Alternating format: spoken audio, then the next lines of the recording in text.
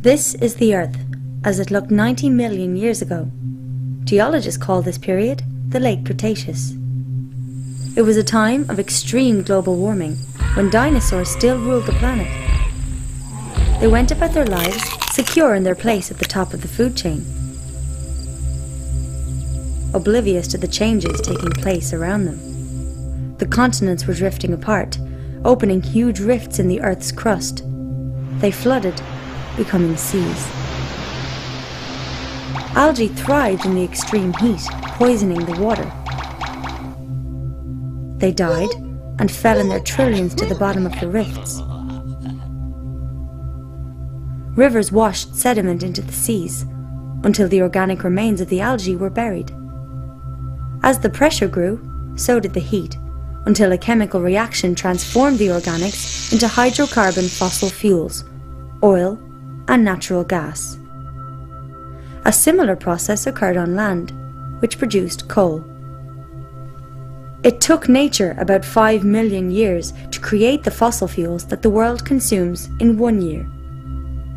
The modern way of life is dependent on this fossilized sunlight, although a surprising number of people take it for granted. Since 1860, geologists have discovered over 2 trillion barrels of oil. Since then, the world has used approximately half. Before you can pump oil, you have to discover it. At first, it was easy to find and cheap to extract. The first great American oil field was Spindletop, discovered in 1900. Many more followed. Geologists scoured America. They found enormous deposits of oil, natural gas, and coal. America produced more oil than any other country, enabling it to become an industrial superpower. Once an oil well starts producing oil, it's only a matter of time before it enters a decline. Individual wells have different production rates. When many wells are averaged together, the combined graph looks like a bell curve. Typically, it takes 40 years after the peak of discovery for a country to reach its peak of production, after which it enters a permanent fall. In the 1950s, Shell geophysicist M. King Hubbard predicted that America's oil production would peak in 1970, 40 years after the peak of US oil discovery. Few believed him. However, in 1970, American oil production peaked and entered a permanent decline. Hubbard was vindicated. From this point on, America would depend increasingly on imported oil. This made her vulnerable to supply disruptions and contributed to the economic mayhem of the 1973 and 1979 oil shocks. The 1930s saw the highest rate of oil discoveries in US history.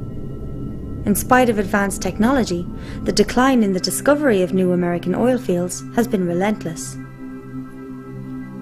More recent finds, such as Anwar, would at best provide enough oil for 17 months. Even the new Jack 2 field in the Gulf of Mexico would only supply a few months of domestic demand. Though large, neither field comes close to satisfying America's energy requirements. Evidence is now mounting that world oil production is peaking, or is close to it. Globally, the rate of discovery of new oil fields peaked in the 1960s. Over 40 years later, the decline in discovery of new fields seems unstoppable.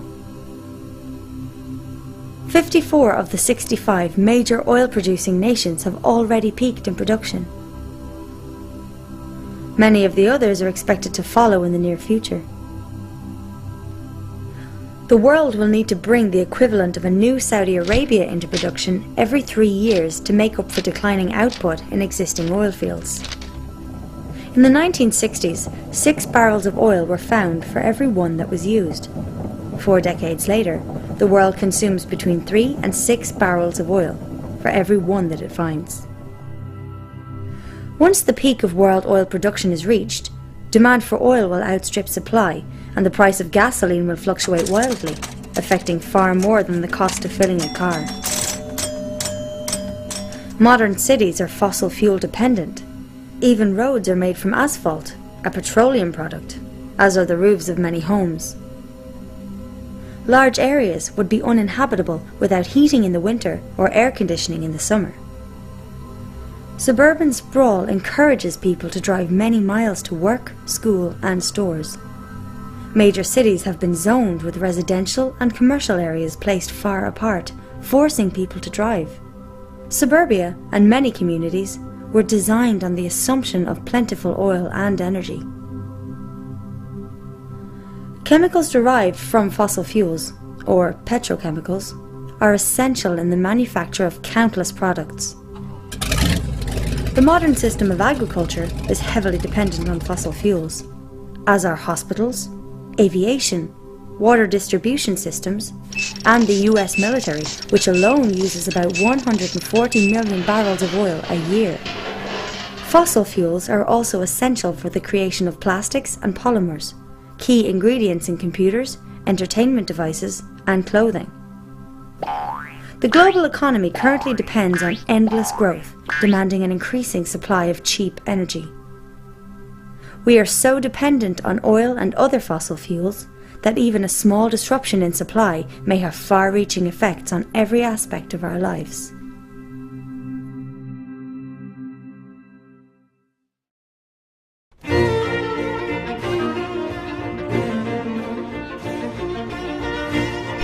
Energy is the ability to do work. The average American has available the energy equivalent of about 150 slaves working 24 hours a day. Materials that store this energy for work are called fuels. Some fuels contain more energy than others. This is called energy density. Of these fuels, oil is the most critical. The world consumes 30 billion barrels a year, equal to 1 cubic mile of oil, which contains as much energy as would be generated from 52 nuclear power plants working for the next 50 years. Although oil only generates 1.6% of US electricity, it powers 96% of all transportation. In 2008, 2/3 of America's oil was imported. Most was from Canada, Mexico, Saudi Arabia, Venezuela, Nigeria, Iraq, and Angola. Several factors make oil unique. It is energy dense. 1 barrel contains the energy equivalent of almost 3 years of human labor. It is liquid at room temperature, easy to transport, and usable in small engines. To acquire energy, you have to use energy. The trick is to use smaller amounts to find and extract larger amounts. This is called EROEI, energy return on energy invested. Conventional oil is a good example. The easy-to-extract, high-quality crude was pumped first. Oilmen spent the energy equivalent of 1 barrel of oil to find and extract 100. The EROEI of oil was 100.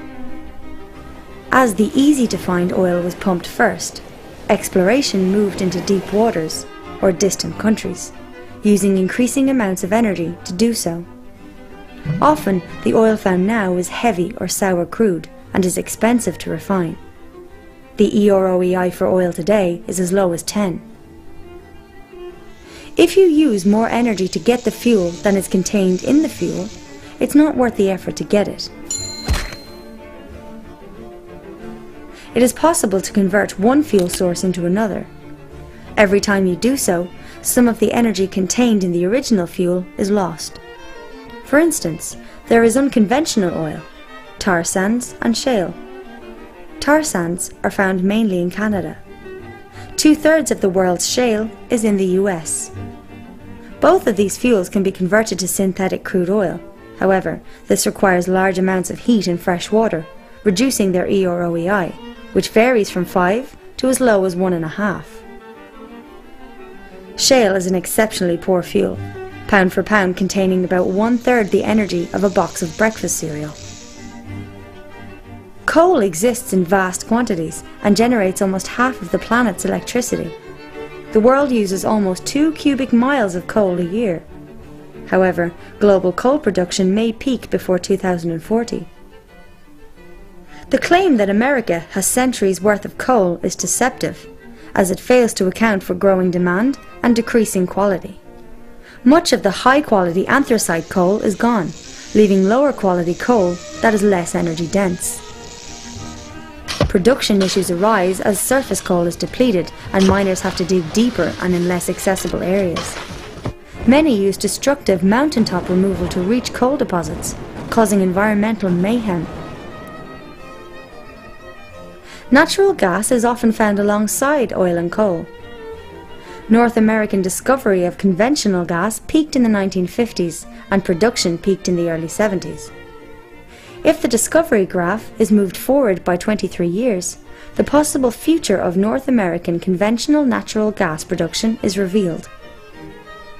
Recent breakthroughs have allowed the extraction of unconventional natural gas, such as shale gas, which might help offset decline in the years ahead.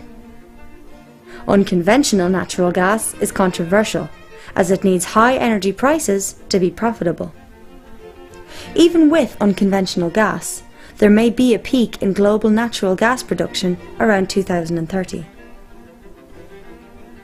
Large uranium reserves for nuclear fission still exist. To replace the 10 terawatts the world currently generates from fossil fuels would require 10,000 nuclear plants. At that rate, the known reserves of uranium would last for only 10 to 20 years. Experiments with plutonium-based fast breeder reactors in France and Japan have been expensive failures. Nuclear fusion faces massive technical obstacles. Then there are the renewables. Wind power has a high EROEI, but is intermittent. Hydropower is reliable, but most rivers in the developed world are already dammed. Conventional geothermal power plants use existing hotspots near the Earth's surface. They are limited to those areas. In the experimental EGS system, 2 shafts would be drilled 6 miles deep. Water is pumped down one shaft to be heated in fissures, then rise up the other, generating power. According to a recent MIT report, this technology might supply 10% of US electricity by 2050. Wave power is restricted to coastal areas. The energy density of waves varies from region to region. Transporting wave-generated electricity inland would be challenging. Also, the salty ocean environment is corrosive to turbines. Biofuels are fuels that are grown. Wood has a low energy density and grows slowly. The world uses 3.7 cubic miles of wood a year. Biodiesel and ethanol are made from crops grown by petroleum-powered agriculture. The energy profit from these fuels is very low. Some politicians want to turn corn into ethanol.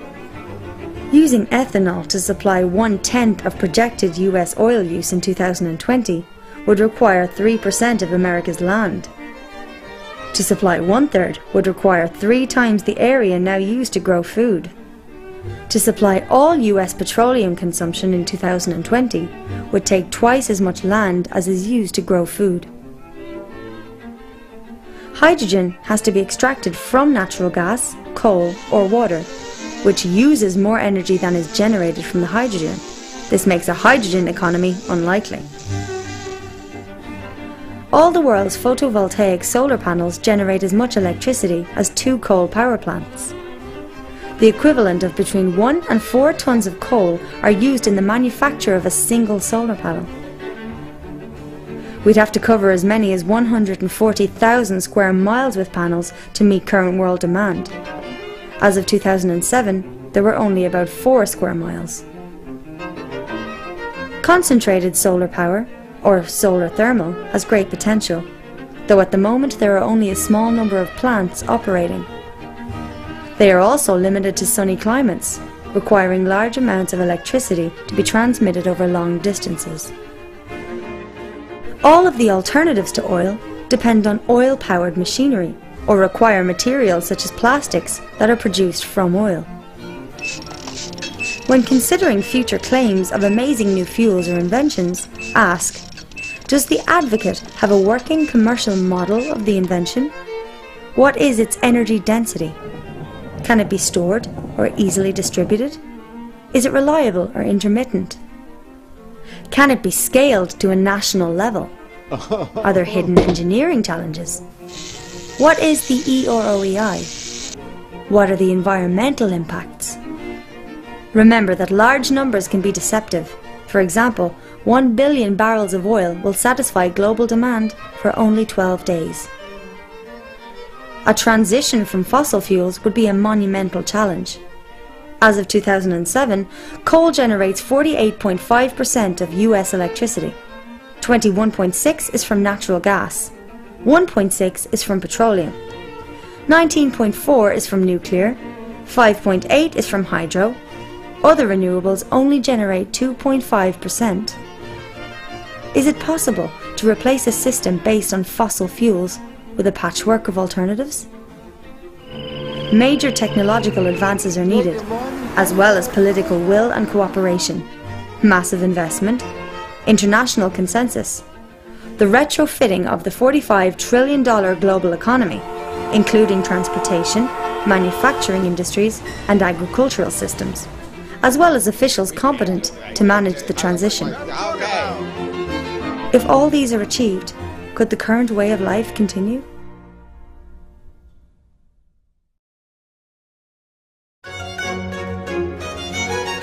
These bacteria live in a bottle. Their population doubles every minute. At 11 AM, there is 1 bacterium. At 12 noon, the bottle is full. It is half full at 11:59, leaving only enough space for 1 more doubling. The bacteria see the danger. They search for new bottles and find 3. They assume that their problem is solved. By 12 noon, the first bottle is full. By 12:01, the second bottle is full. By 12:02, all the bottles are full. This is the problem that we face due to the doubling caused by exponential growth. When humanity began to use coal and oil as fuel sources, it experienced unprecedented growth. Even low growth rates produce large increases over time. At a 1% growth rate, an economy will double in 70 years. At 2% rate, doubles in 35 years.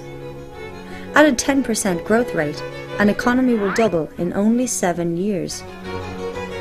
If an economy grows at the current average of 3%, it doubles every 23 years. With each doubling, demand for energy and resources will exceed all the previous doublings combined. The financial system is built on the assumption of growth, which requires an increasing supply of energy to support it. Banks lend money they don't have, in effect creating it. The borrowers use the newly created loan money to grow their businesses and pay back the debt, with an interest payment which requires more growth. Due to this creation of debt-formed money, most of the world's money represents a debt with interest to be paid. Without continual, new and ever larger generations of borrowers to produce growth and thus pay off these debts, the world economy will collapse. Like a Ponzi scheme, the system must expand or die.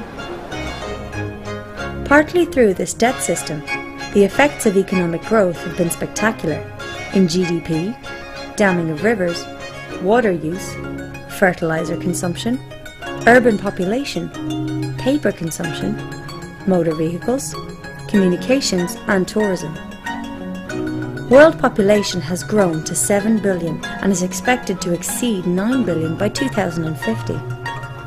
On a flat, infinite Earth, this might not be a problem. However, as the Earth is round and finite, we will eventually face limits to growth. Economic expansion has resulted in increases in atmospheric nitrous oxide and methane, ozone depletion, increases in great floods, damage to ocean ecosystems, including nitrogen runoff, loss of rainforest and woodland, increases in domesticated land, and species extinctions.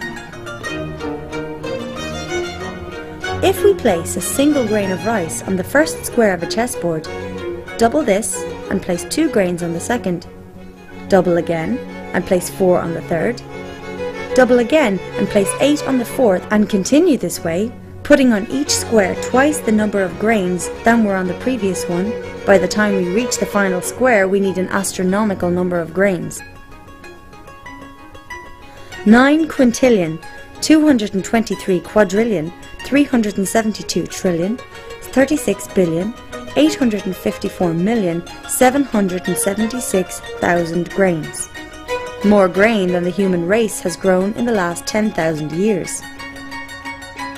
Modern economies, like the grains on the chessboard, double every few decades. On which square of the chessboard are we? Besides energy, civilization demands numerous essential resources: fresh water, topsoil, food, forests, and many kinds of minerals and metals. Growth is limited by the essential resource in scarcest supply. A barrel is made of staves, and like water filling a barrel, growth can go no further than the lowest stave, or the most limited essential resource. Humans currently utilize 40% of all photosynthesis on Earth. Though it might be possible to use 80%, we are unlikely to ever use 160%.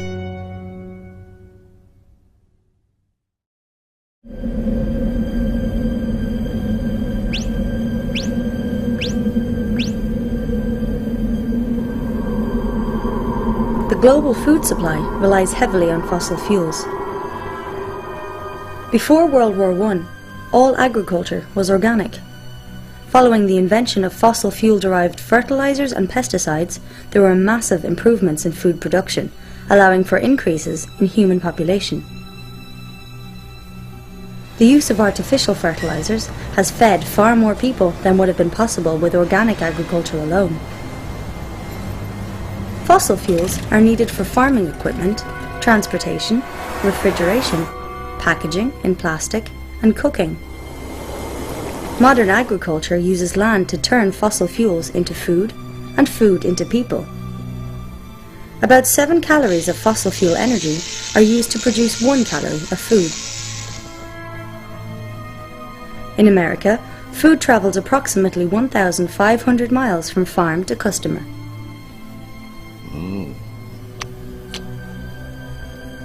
Besides fossil fuel decline, there are several threats to the current system of food production.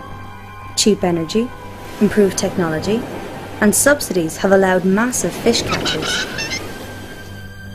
Global fish catches peaked in the late 1980s, forcing fishermen to move into deep waters. Nitrogen runoff by fossil fuel-based fertilizers poisons rivers and seas, creating enormous dead zones. At this rate, all fish populations are projected to collapse by 2048. Acid rain from cities and industries leaches the soil of vital nutrients such as potassium, calcium, and magnesium. Another threat is a lack of water. Many farms use water pumped from underground aquifers for irrigation. The aquifers need thousands of years to fill up, but can be pumped dry in a few decades, like oil wells. America's massive Ogallala aquifer has fallen so low that many farmers have had to return to less productive dry land farming. Additionally, the use of irrigation and fertilizers can lead to salinization, the accumulation of salt in the soil. This is a major cause of desertification. Still another threat is topsoil loss. 200 years ago, there were 6 feet of topsoil on the American prairies. Today, through tillage and poor practices, approximately half is gone. Irrigation encourages the growth of stem rust fungi like UG99, which has the potential to destroy 80% of the world's grain harvest.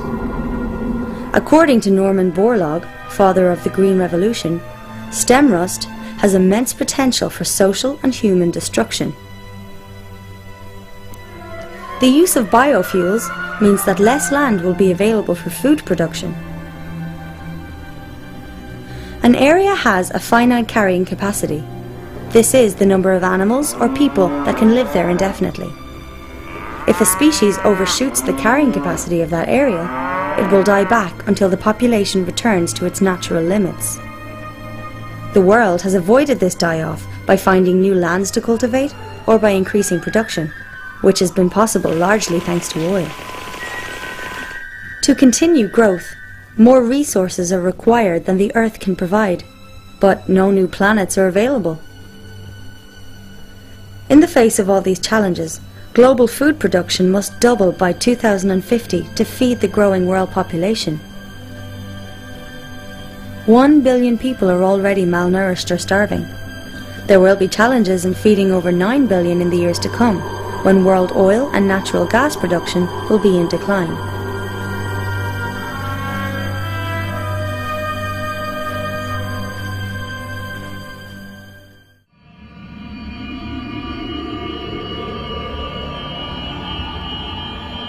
The global economy grows exponentially at about 3% a year, consuming increasing amounts of non-renewable fuels, minerals and metals, as well as renewable resources like water, forests, soils and fish faster than they can be replenished.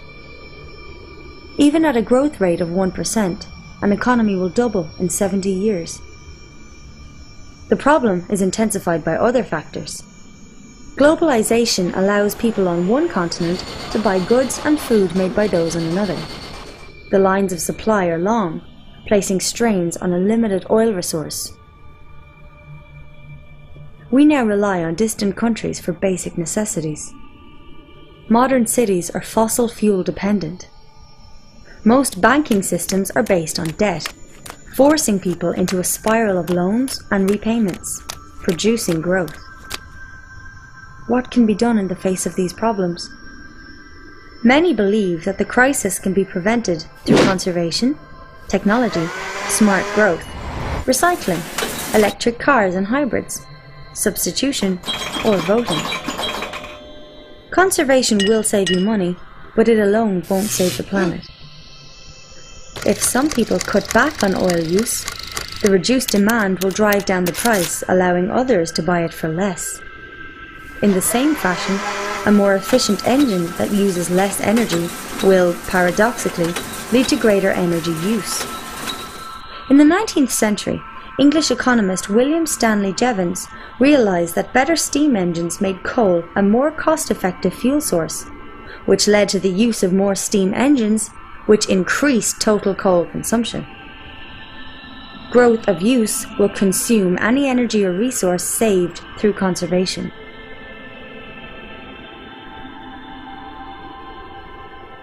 Many believe that scientists will solve these problems with new technology. However, technology is not energy. Technology can channel energy into work, but it can't replace it. It also consumes resources. For instance, computers are made with 1/10 of the energy needed to make a car. More advanced technologies may make the situation worse, as many require rare minerals, which are also approaching limits. For example, 97% of the world's rare earths are produced by China, most from a single mine in Inner Mongolia. These minerals are used in catalytic converters, aircraft engines, high-efficiency magnets and hard drives, hybrid car batteries, lasers, portable X-rays, shielding for nuclear reactors, compact discs, hybrid vehicle motors, low-energy light bulbs, fiber optics, and flat-screen displays. China has begun restricting the export of these minerals, as demand soars. So-called sustainable growth, or smart growth, won't help, as it also uses non-renewable metals and minerals in ever-increasing quantities, including rare earths. Recycling will not solve the problem, as it requires energy, and the process is not 100% efficient. It is only possible to reclaim a fraction of the material being recycled. A large portion is lost forever as waste. Electric cars run on electricity. As most power is generated from fossil fuels, this is not a solution. Also, cars of all types consume oil in their production. Each tire alone requires about 7 gallons of petroleum. There are around 800 million cars in the world as of 2010. At current growth rates, this number would reach 2 billion by 2025. It is unlikely that the planet can support this many vehicles for long, regardless of their power source. Many economists believe that the free market will substitute one energy source with another through technological innovation. However, the main substitutes to oil face their own decline rates. Substitution also fails to account for the time needed to prepare for a transition. The US Department of Energy's Hirsch report estimates that at least 2 decades would be needed to prepare for the effects of peak oil. The issues of energy shortages, resource depletion, topsoil loss, and pollution are all symptoms of a single, larger problem: growth. As long as our financial system demands endless growth, reform is unlikely to succeed. What then will the future look like? Optimists believe that growth will continue forever, without limits. Pessimists think that we're heading towards a new Stone Age, or extinction. The truth may lie between these extremes. It is possible that society might fall back to a simpler state, one in which energy use is a lot less. This would mean a harder life for most, more manual labour, more farm work, and local production of goods, food, and services. What should a person do to prepare for such a possible future? Expect a decrease in supplies of food and goods from faraway places. Start walking or cycling. Get used to using less electricity. Get out of debt. Try to avoid banks. Instead of shopping at big box stores, support local businesses. Buy food grown locally at farmers' markets. Instead of a lawn, consider gardening to grow your own food. Learn how to preserve it. Consider the use of local currencies, should the larger economy cease to function, and develop greater self-sufficiency. None of these steps will prevent collapse, but they might improve your chances in a low-energy future, one in which we will have to be more self-reliant, as our ancestors once were.